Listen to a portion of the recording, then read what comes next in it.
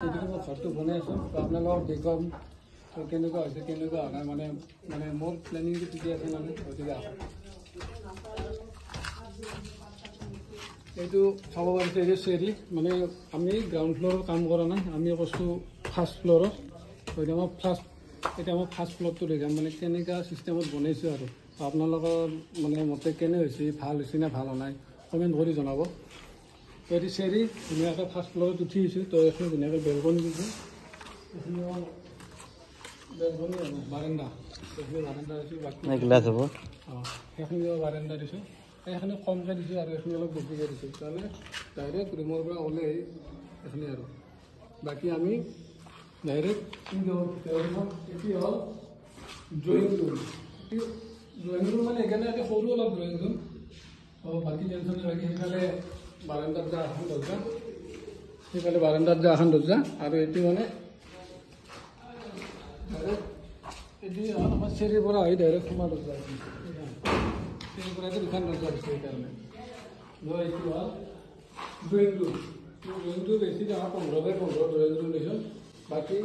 Drawing ৰুমৰ ভিতৰত ধুনীয়া তো এইটো হ'ল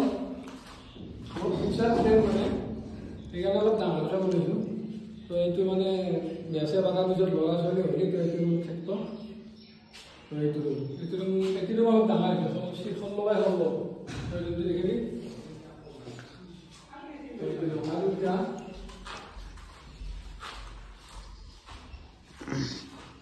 এইটো হ'ল বেডৰুম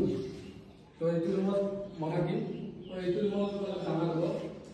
16x16 হ'ব 4x16 হ'ব এইটো গোটেইখিনি দেখিছোঁ এইটো হ'ল বেডৰুম মই নিজা মানে তাৰপিছত এইটো হ'ল এইটো চব থাকিব বা এইটো হ'ল বাথৰুম তো বাথৰুমৰ এতিয়া গা ধোৱা ছিষ্টেম থাকিব লগতে আমাৰ ইংলিছ টয়লেট থাকিব লগতে আমাৰ ইণ্ডিয়ান টয়লেটো থাকিব তো এইটো বহুত দীঘল কৰি দিছোঁ এইফালে আছে 6 ফুট বহলটো আছে 6 ফুট আৰু লাম্বাৰটো আছে তো আমাৰ যিহেতুকে দুটা পাৰ্ট আছে পাৰ্ট দুটা ঘৰত তিনিটা ৰুম আছে আৰু মাজৰ বাথটো এইটো আমাৰ ড্ৰয়িং উইথ ডাইনিং ৰুম এতিয়া মানে দুটা চিষ্টেম আছে এটাও ড্ৰয়িং ৰুম আছে আৰু এতিয়া ড্ৰয়িঙো থাকিব ডাইনিঙো থাকিব এইটো মাজৰ পাৰ্ট এইটো বহুত ডাঙৰ ৰাখি দিলোঁ এতিয়া মই ৰাখি এতিয়া ধুনীয়াকৈ এটা মানে ৱাল দিবলৈ বহুত ডাঙৰ লাগে এতিয়া মানে বহি পেলাই চবেই এনজয়টো ল'ব পাৰিব আৰু এটা ঘৰৰ প্ৰত্যেকটা মানুহ আহি পেলাই তেনেকুৱা আহিব লগতে আমি ডাইৰেক্ট এই ড্ৰয়িং উইথ ডাইনিং ৰুমৰ ভিতৰতে সোমাই দিছোঁ ডাইৰেক্ট কিটচেন ৰুম এইটো হ'ল কিটচেন ৰুম তো কিটচেন ৰুমটো মই প্ৰায় 14x12 কৰি দিছোঁ বহুত ডাঙৰ কৰি দিছোঁ যাতে মানে প্ৰব্লেম নহয় সেইকাৰণে আজিকালি কিটচেন ৰুমবিলাক বহুত সৰু হয় তো সৰু হ'লে ভাল নহয় মানে মানুহ উঠা বহাৰ বহুত প্ৰব্লেম হয় গতিকে মই মানে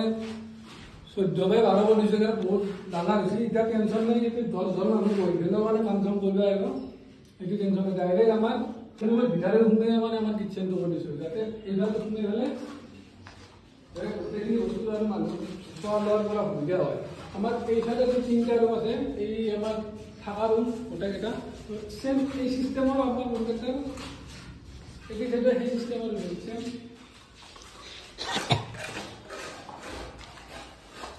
এইটো হ'ল মাষ্টাৰ বেডৰুম এইটো ৰুমত মানে হয়তো যদি মই সেইটো ৰুমত থাকিলি তেতিয়া এইটো ৰুমত মানে আমাৰ জাগা দেখুৱা আহিব চেম আৰু সেইটো চাইডে যেনেকুৱা প্ৰচেছ সেইটো হ'ল বাথৰুম এই জেগাৰ ভিতৰত তাৰ গাঁথনিটো সোমাই তো গাঁথনিটো ইটো পিছত হ'ব বাকী এইটো আমাৰ মাষ্টাৰ বেডৰুম এইটো মানে ল'ৰা ছোৱালীৰ কাৰণে আৰু ভৱিষ্যতে তো এইটো ভাল মানে এই যিবিলাক মানে ঘৰৰ সম্পৰ্কীয় মানুহবিলাক হ'লে তো এইটো ৰুমত থাকিব পাৰিব বাকী আৰু আমাৰ আৰু এটা বস্তু মই কৰি দিছোঁ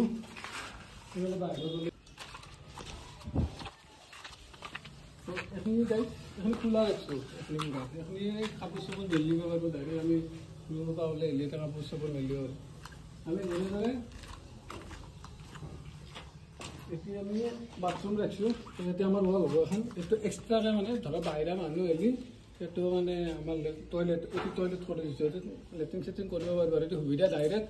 পুৰা বাহিৰৰ পৰা আহি এতিয়া টয়লেট চয়লেট কৰিব পাৰি এক্সট্ৰা ৰাখি থৈ দিছোঁ মানে যাতে ইন ফিউচাৰ মানুহ চানুহ আহিলে ইয়াতে মানে লেট্ৰিন কৰিব আৰু ছেম ফাৰ্ষ্ট ফ্ল'ৰত যেনেকুৱা ধৰণে প্ৰচেছ কৰিছোঁ আমাৰ গ্ৰাউণ্ড ফ্ল'ৰতো ছেম তেনেকুৱা ধৰণে প্ৰচেছ ফাৰ্ষ্ট ফ্ল'ৰত যেনেকুৱাকৈ মানে ৰুম প্ৰায় কেইটা আছে 2 3 4 5 6 9টা তো এই ফাৰ্ষ্ট ফ্ল'ৰত যিমান 9টা ৰুম আছে ছেম তলতো তেনেকুৱাই হ'ব তলত মাদাৰ ফাদাৰৰ কাৰণে মানে সৰুকৈ বনাই দিম এতিয়া আমি তলত যাত্ৰী কৰাৰ কোনো ধৰণৰ প্লেন নাই তো গাইজ তুতান ভাই গোটেইখিনি দেখি দিছোঁ মানে মোৰ কেনেকুৱা ধৰণৰ প্লেনত মই ঘৰটো বনাইছোঁ তো তুতান ভাই গোটেইখিনি ক'ব কেনে লাগিছে কেনে লাগে না তো তুতান ভাই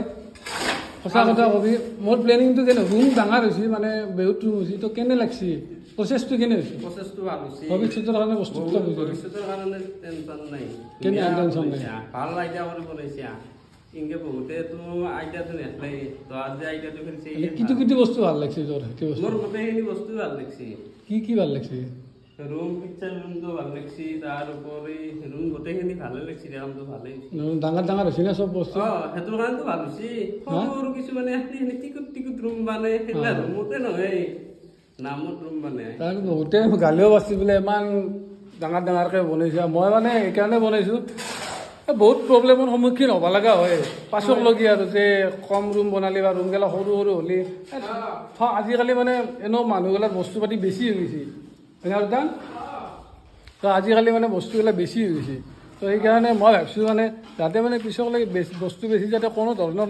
কমি নহয় মানে জাগাগেলা তো সেইকাৰণে অলপমান ডাঙৰকৈ বনাই গৈছে বাকী সফলা আমাৰ তাতে কাম কৰিছিলি না আজি প্ৰথম কৰিছা দেখা পাই কেনে লাগিল মানে মোৰ হেৰিটো প্লেনিংটো মানে কেনে ভাল লাগিছে তোৰ প্লেনিংটো মানে কি ৰাস্তা মানুহ গাড়ীকো কয় বোলে বস্তুটো ভাল হৈছে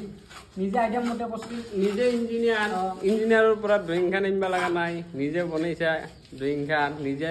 নক্সা আঁকিছা নিজে কৰছা নিজৰ আইডিয়া মতে মিস্ত্ৰী আইডিয়া নাই কোনো আইডিয়া নাই নিজে আইডিয়া কৰি বনাইছা কিন্তু ভাল হৈছে যদি বেলেগে দিলে হয় এইটো কৰ সেইটো কৰ সফলাৰ কিটো বস্তু ভাল লাগিছে মানে মোৰ এই গোটাকেইটা ঘৰৰ গোটাকেইটা ৰুমৰ মই কিটো বস্তু মানে তই দেখাবে ভাল লাগিছে এইটো মোক লাগে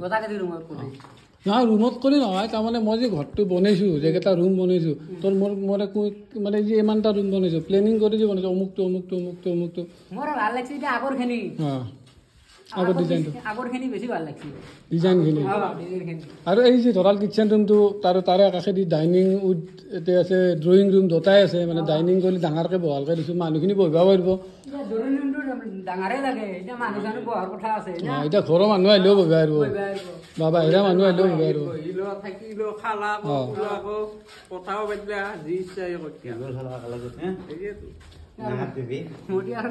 মতি আৰু কেনে লাগিছে প্ৰচেছটো তহঁতে আগতে কাম কৰিছা না আমাৰ তাতে দাদা ভাইটিও কৰিছে না তো ঠিকে আছে না প্লেনিংটো ঠিকে আছে তাৰমানে এই ঘৰটো মানে মই বনাওঁতে মোক এটা মানুহ সহায় কৰিছিল তো সেইটো হ'ল আমাৰ ফাৰুক ভিনি তো ফাৰুক ভিনিৰ লগত মানে মই আলোচনা কৰি যিহেতুকে সিও ইঞ্জিনিয়াৰ ময়ো ইঞ্জিনিয়াৰ কিন্তু মই বেছি কামত মানে লগা নাই তো সি মোক বহুত সহায় কৰিছে আৰু যে ময়ো প্লেনগিলা বনাইছোঁ মই প্লেন বনাই পেলাই তাক দিছোঁ যে কেনেকুৱা প্ৰচেছত হ'ব সিও মানে ধুনীয়াকৈ বস্তুখিনি মোক বনাই দিছে বা দুয়ে আলোচনা কৰি এই প্লেনটো বনাই গৈছে কিন্তু অলপ ডাঙৰ হৈছে হয়তো পইচা লাগাতকৈ বেছি খৰচা গৈছে প্ৰায় বেছি গৈছে আৰু লাগাতকৈ বেছি গৈছে নহ'লে আমাৰ ঘৰ ক্লিয়াৰ হৈ গ'লা হয় কিন্তু অলপ বেছি ডাঙৰ হোৱাৰ কাৰণে প্ৰচেছ মানে মই ভৱিষ্যতৰ কাৰণে চিন্তা কৰি মানে বস্তুটো প্লেন কৰিছিলোঁ সেইকাৰণে অলপ পইচা বেছি গৈছে লাহে লাহে আৰু বস্তুবিলাক হ'ব এতিয়া আৰু মানে ভাবি লাভ নাই আগতে মানে ধৰক আমাৰ ঘৰগিলা সৰু আছিল বা থকা মেলাৰ বহুত প্ৰব্লেম পায় তো সেই প্ৰব্লেমটো যাতে মোৰ ভৱিষ্যতে নহয় সেইকাৰণে মানে মই এই প্ৰচেছটো কৰিছোঁ আৰু যাতে মানে ইন ফিউচাৰত যিমান কি মানুহজনক ধৰক কুৰ্মা হওক গোষ্ঠী হওক আহি পেলাই যাতে প্ৰব্লেম নাপায় আৰু মানে য'তে কি নহওক মানে বিন্দাছ যাতে ৰুম খালী হৈয়ে থাকে যে মানুহৰ এইটো আহিলেও মানে প্ৰব্লেম নহয় থকাৰ কাৰণে তো সেইকাৰণে অলপ ডাঙৰকৈ বনাইছোঁ যাতে মানে সুবিধা হয় সকলোৰে কাৰণে তো এইখিনি আছিল তো গাইজ ঘৰটো কেনে লাগিছে কমেণ্টত জনাব বাকী আৰু পাছত মই ক্লিয়াৰ হোৱাৰ পাছত গোটেইখিনি দেখাবলৈ চেষ্টা কৰিম তো এতিয়াতো জাষ্ট আৰু বেছি কাম নাই কিন্তু অলপ কাম আছে এইখিনি গাঁথনি কৰা হোৱাৰ পিছত এইখিনি লাইনৰ কাম কৰাৰ পিছত বাকী এতিয়া প্লাষ্টাৰ হ'লে আৰু কালাৰ কৰা আৰম্ভ হ'ব বাকী দৰ্জা খিৰিকীখিনি লগাব আছে বাকী আৰু কাম নাই আৰু এতিয়া কেইদিনমান পিছত মিনিমাম এই 6 মাহৰ ভিতৰতে ক্লিয়াৰ কৰা বুলি ভাবিছোঁ আৰু এই ফাৰ্ষ্ট ফ্ল'ৰটো তো আপোনালোকে দোৱা কৰিব যাতে সোনকালে ক্লিয়াৰ কৰিব পাৰোঁ আৰু বিয়াখনো পাতিব পাৰোঁ এই বিয়াখনক লৈ বহুতে মানে প্ৰব্লেম দি থাকে মোক খালি বিয়া পাত সেইকাৰণে ঘৰৰ কাম শেষ কৰি পেলাই আৰু বিয়া পতাৰ কথা চিন্তা কৰিব লাগিব তো এইখিনি আছিল আজিলৈ ৰাখিলোঁ।